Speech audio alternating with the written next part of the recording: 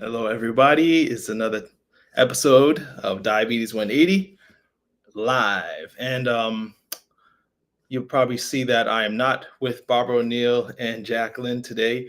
That's because they had to reschedule, unfortunately, but will be joining us at a later episode. We're going to still keep the same topic, healing the mind, because that's obviously what we advertised, and that's what we want to talk about. The good thing is I always come prepared. So things happen last minute, and they had something that called their attention. As you know, Miss O'Neill and Jacqueline are very busy people, so just getting them on the channel twice in 1 month, that was nice. So we'll have them on a different episode, of course, another week, but I'll obviously let you guys know in advance when she'll be on. The topic will be the same, healing the mind. So I hope you're here to learn about how we can do just that. This won't be a long live. We try not to keep any of our lives longer than 30 minutes. Some run to 15 to 20 minutes. So because I was planning on the majority of our presentation being done by Miss O'Neill, it might be running a little short, but I do have some powerful things to share, and I want you guys to open up and share with me as well. I'm hoping that we are here because we all want to heal our minds. We all want the power, the life change, the transformation that comes from a healthy mind. And it's one of the tenets of Diabetes 180 that we believe strongly that our body, our spirit, and our mind are all connected. And to heal one, you have to heal them all. They're all connected, right? We spend a lot of time on the body, on the science behind diabetes reversal and proper nutrition. But how many times do we neglect this right here, the most important organ? So as you guys are watching, if you're watching for the first time, I'd love to know who you are, where you're watching from. So go ahead and jump in that chat. Let us know where you're watching from, what your name is. We'd love to greet you.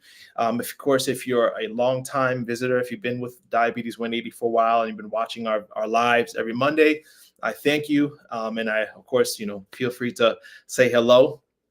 Sophia, hello from Kennesaw, Georgia. All right. I'll be able to see your comments. You may not be able to see other people's comments because we stream on multiple platforms. But if you have questions or comments about this topic tonight, let's grow and learn together, right? I hope that's a desire of all of us, to learn and grow together. And after this live is over, I'll share an awesome opportunity for us to join a personal and very private community of like-minded believers, people who believe in the power of healing naturally through the Diabetes 180 community that will be opening its doors soon, okay? Antoinette, hello from North Carolina. All right, we got North Carolina in the house. We got Georgia in the house. Who else in the house tonight? Let us know. Let us know. So today's topic, the mind, I think it's something that's very important to me and means a lot to me because I've done a lot of mental work. I've experienced a lot of character building. I could say everything I've accomplished in my life, thanks to God, has been because of what he's taught me about the mind. Right. And how many of you know that the mind is the seat of all behavior change? So a lot of us, we get stuck on trying to change our behaviors and failing, right? How many of us have tried to change some aspect of our diet, our daily schedule, our relationships, right? And we find ourselves in a cycle, repeating the same thing. Maybe you do well for a few days and then you fall off the wagon, right? Two hands up, right? I mean, we've all been there. I'm sure all of us can relate to the cycle of trying and failing, of knowing and doing. They call this the knowledge action gap, right? The reason I believe many of us fail to reach our health goals, our life goals, our relationship goals, whatever it is because we're focusing on the wrong thing. We're focusing on changing the behavior when our efforts should really be on changing our minds, on empowering and developing this organ right here. You could change behaviors through grit and will and just force of will. You could really do well for a time, but eventually you go into fatigue, right? How many of you guys have experienced that? You do well and eventually you burn out, right? But if you are able to develop your mind, right, the right mind, and that takes time. This is why I tell people who come through our program, it takes time. You're not going to be able to change your mind in the way you need to overnight, right? The negative behaviors that we have come accustomed to didn't develop overnight, and they're not going to go away overnight. But if we do the work, and then we're going to talk about this tonight, some very practical things we can do to develop this very important organ. And I hope you guys watch into the end. I won't keep you long, I promise. Joan, greetings from Boston, Massachusetts, and Miramar. Hope I'm saying your name right. Watching this from San Diego, California. Oh, right. I don't know if we had San Diego before. That's awesome. So feel free to share. This is, again, a live. We do this live for a reason. I could have just recorded myself talking, right? And you could have watched that, but this is live so we can talk to each other. So the mind is something that is so important to develop. I always want to start out with this thought. I know we have different various beliefs. You know, maybe we have people who are Christian or agnostic, atheist. Many of you have a faith background, though. But I personally believe that we are created in God's image, right?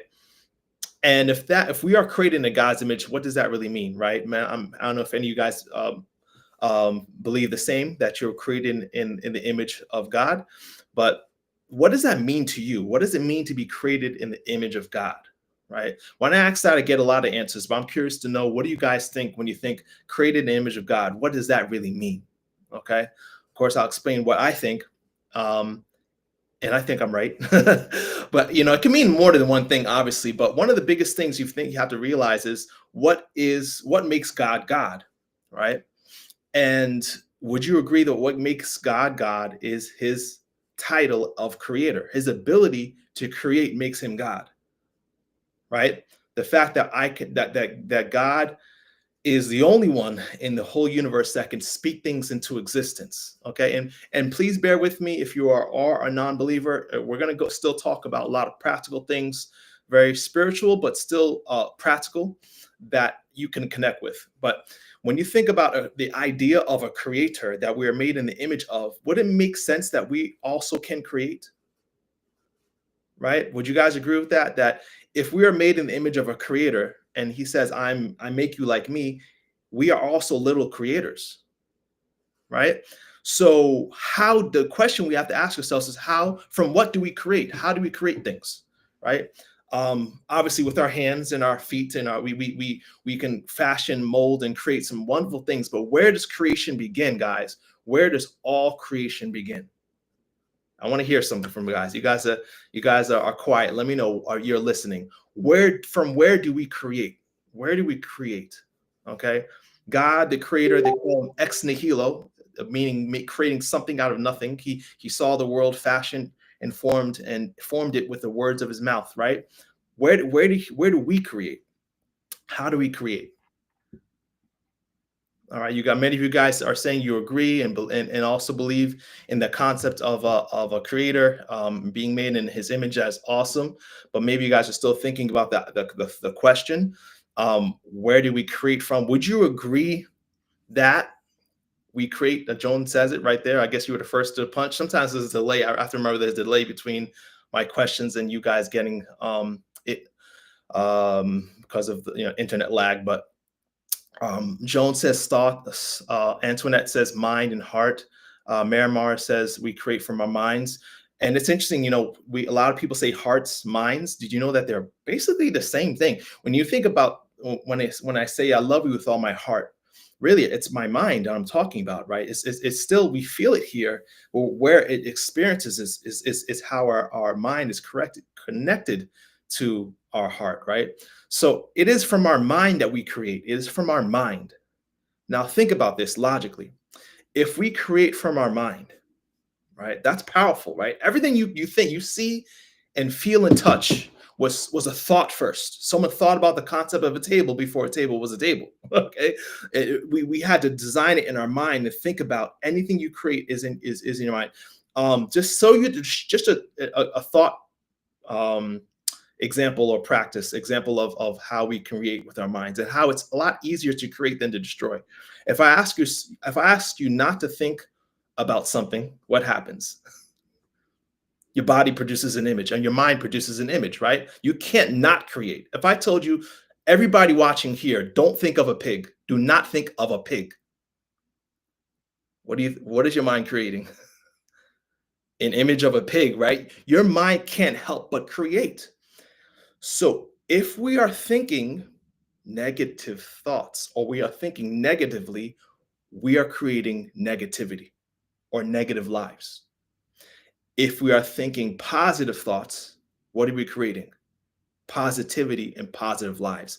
Your life is a manifestation of your mind. What you think is what you create eventually, right? Yeah, Elaine's saying, yeah, our hearts felt it first, then our minds. Of course, you could say that, feelings can also influence the mind. That's for sure. It can go both ways. You can. I agree with you that you can have feelings that influence your mind, but very often, actually, it's your mind that influences your feelings. There's a lot of subconscious thoughts that are going on, and we're going to talk about this now briefly. That we have two states of mind. I want to go to a screen here now, okay? And this is where we're going to really go deep into our lecture.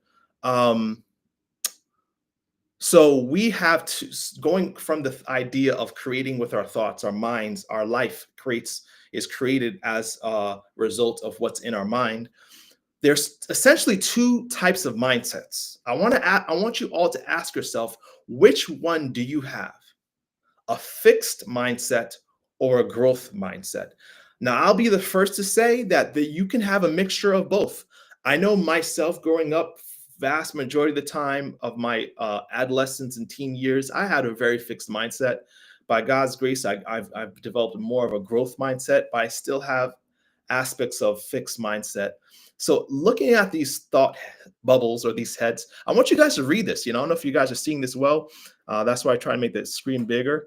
Um, a fixed mindset is a mindset that is just like the word says, it's fixed, it's stuck. And we're going to talk about how we got there to begin with. I don't know if you guys have any ideas of how does one develop a fixed mindset.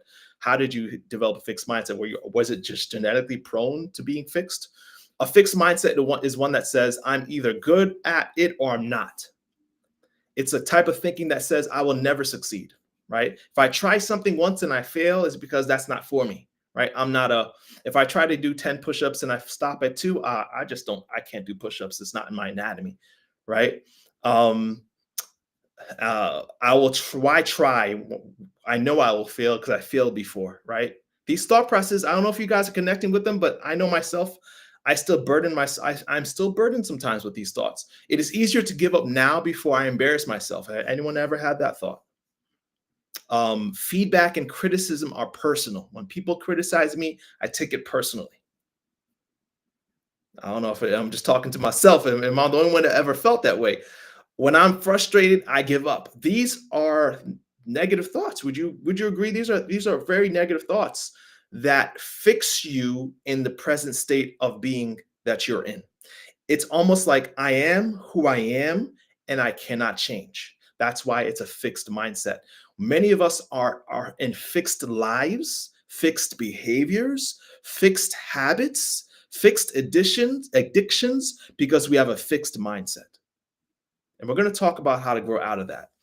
A growth mindset is different, right? And you can have, again, variations of both. A growth mindset is the opposite. A growth mindset realizes no matter where I am right now, I can grow, I can change. Reading from the top to the bottom, challenges are an opportunity to grow. I like to try new things. I'm inspired by the success of others, right? I like to be around other people who made it because that reminds me that I can make it too, right? I might succeed next time. I might be failing right now. I might have failed 10 times, but I know eventually if I keep going, I'm going to succeed, right? I can learn to do anything I want to do. My effort and attitude is determined my effort and attitude determine my abilities, right? A lot of times we think our abilities are what determine our success, but how many of us believe that it's our effort and our attitude that determines what we're able to do, right? What we bring to the table. Do you guys see the difference here? I don't know if any of you guys, if this is hitting home for you guys, the difference between a growth mindset and a fixed mindset. I want us to just pause for a moment and ask yourself, which one do you have? Which one are you leaning towards more than one and more than another? Maybe you have both, but some in some aspects of your life you might be fixed, where others, are experiencing growth. And I want to challenge you to ask yourself, where did this come from? Where did this start? Because many of us are have fixed areas of our life because of trauma. It's because it's a defense mechanism that is actually the result of circumstances or experiences that didn't turn your way. How many of you guys are familiar with the amygdala? The amygdala is a almond shaped pair of structure that's right in the temporal lobe of the brain. So the amygdala. Do you guys know what that part of your brain is responsible for? And for time's sake, I might just go into an answer, but the part of our brain that is responsible for anxiety, fear, it's the fight or flight complex, right? It starts in this small almond-shaped center organ or structure that sits almost in the center of our brain, right? Um, and whenever you feel anxious or stressed, what happens is, and I'll go to our slide here, your this tiny organ has so much power, right?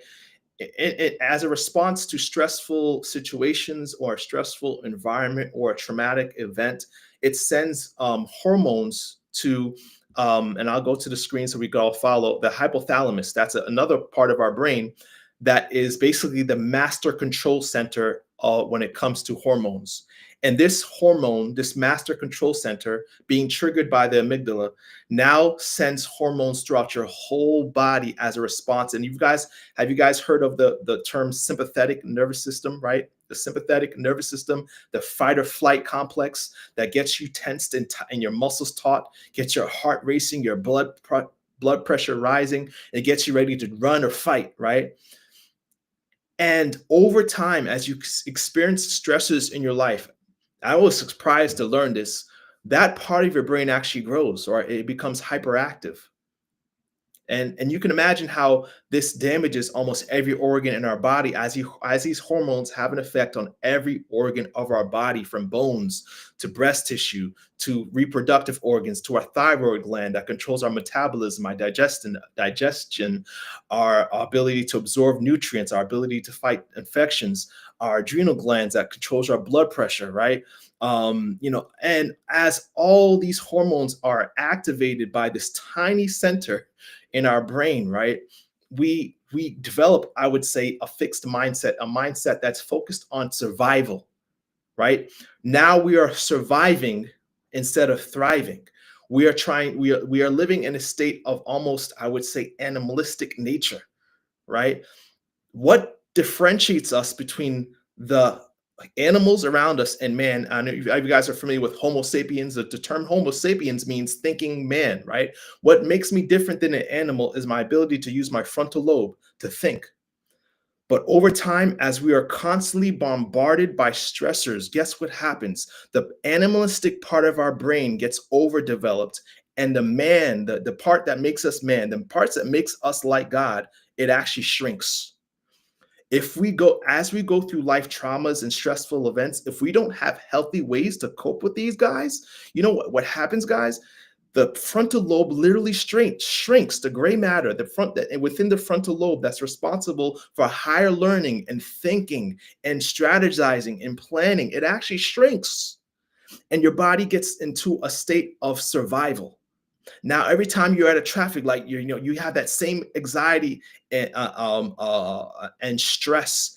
And when you're standing in a long line, or you don't get your way at work, you don't get that promotion, or things aren't going your way today, your body can go through these levels of anxiety and stress as hormones flood your body and becomes the norm, a normal response that you're now living to survive. You're living to survive instead of thrive. Am I connecting with anybody? I hope this makes sense. Um, Reading the comments here, Sophia says, yeah, a little bit of both. Me too, for sure. Antoinette says, I'm guilty of a couple on the negative fixed mindset side, but growth is where I am now. Awesome. Glad to hear that. And rating stress is super intense lately. It didn't used to bother me. For some reason is getting No, I'm getting to notice it as I get older. Yeah. But let's talk about some solutions, guys. I always want to give hope on diabetes 20. I don't like just talking about problems. How can we solve them? How can we go from a fixed mindset to a growth mindset? How can we develop that frontal lobe that God has given us to overcome these bad behaviors and these survival instincts, right? I'm sure you guys are practicing some of these. I want to hear from you what you guys are doing of the list I'm going to go through. Okay. But there are some things we can do, right? There are some things we can do. And these steps that I'm going through actually have been proven to decrease the amygdala activity, actually decrease its activity, and also almost at sometimes its size. Okay. Forest bathing. Have you ever guys? Yeah, Sophia. That's the first one. Pray. Absolutely. Prayers is so powerful. Um, One thing you can do especially is pray outside, but going outside, there's a term called bathing. I don't know if anyone's ever heard of this term. I only heard it a few months ago, forest bathing. But it's basically just going outside or a garden, anywhere where there's greenery, and experiencing the peace and anxiety that comes from being outside. So there's actually been studies that show that when we go out to a forest, and if you're living in a city, you can just go to your local park and get a similar results. But when you go outside and bathe in the forest or bathe in the trees, there's so many benefits. Not only are you activating the parasympathetic nervous system, so we have our sympathetic nervous system, which activates the fight or flight instincts, right, or response. The parasympathetic is the opposite. It's a part of our body that gets us to relax and calm down, right? And studies show that whenever you're outside in nature, you're activating that parasympathetic system. You're actually getting into relaxation and calmness. And actually, what happens is cortisol stress levels start to drop. This is so powerful. Now, guys, this is amazing. This is so powerful that studies show that when you think about being outside, stress levels go down.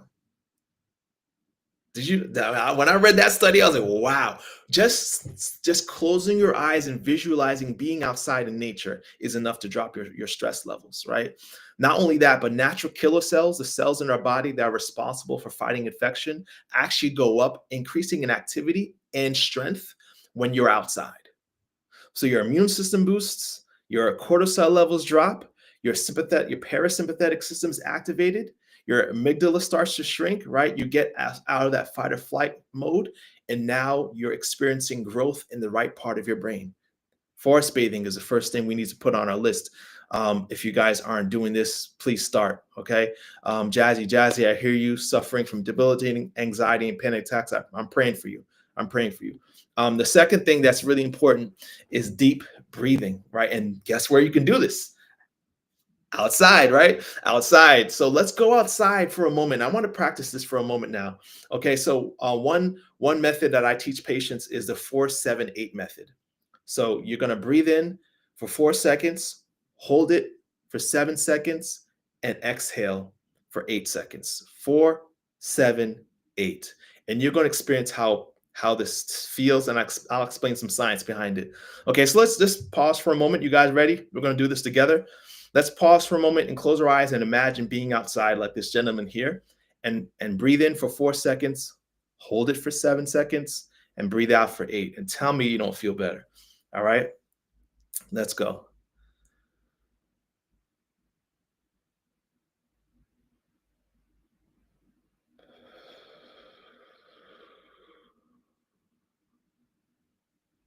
Again, for 4 seconds, breathe in.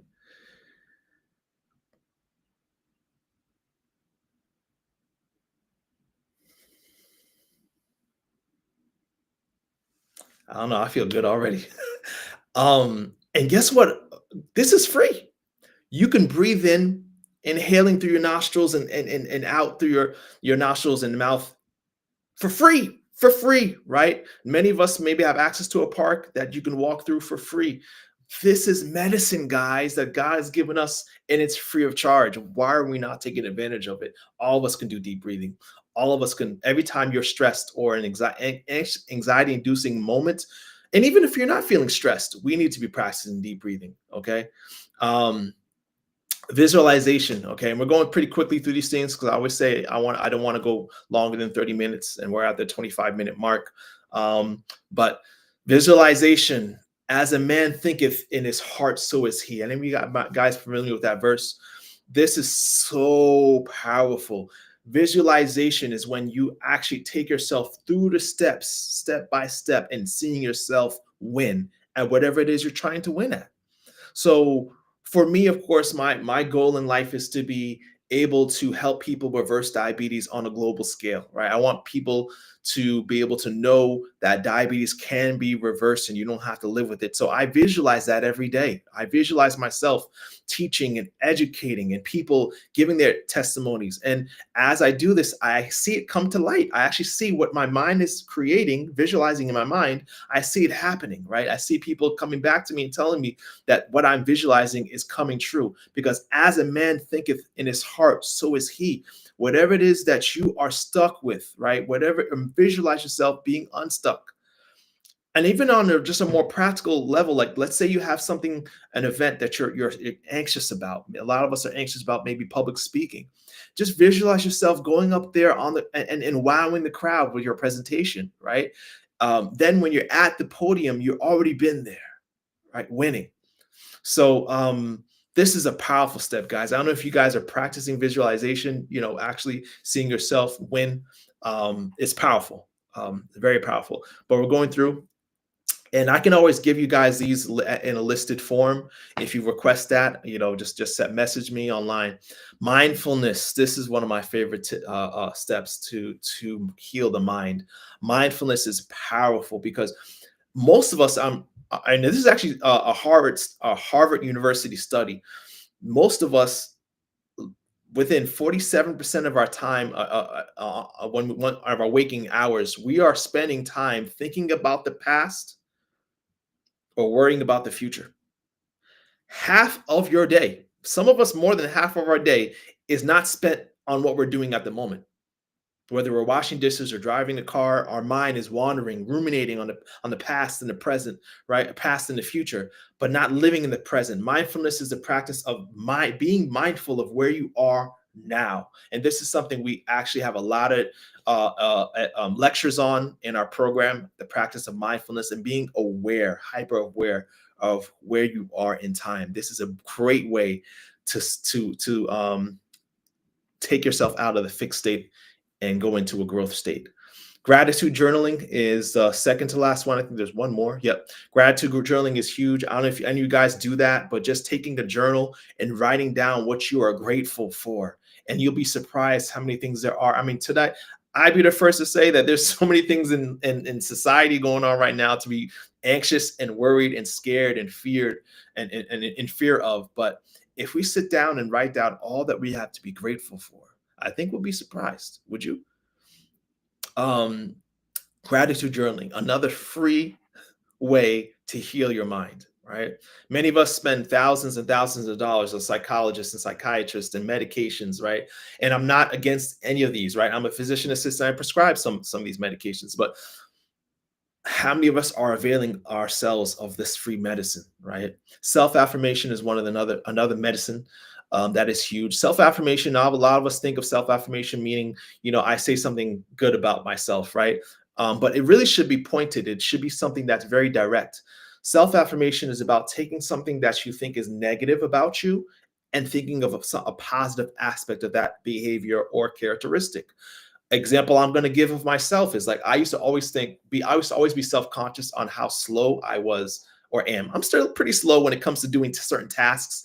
When there's an exam, for example, I'll be the last to finish, right?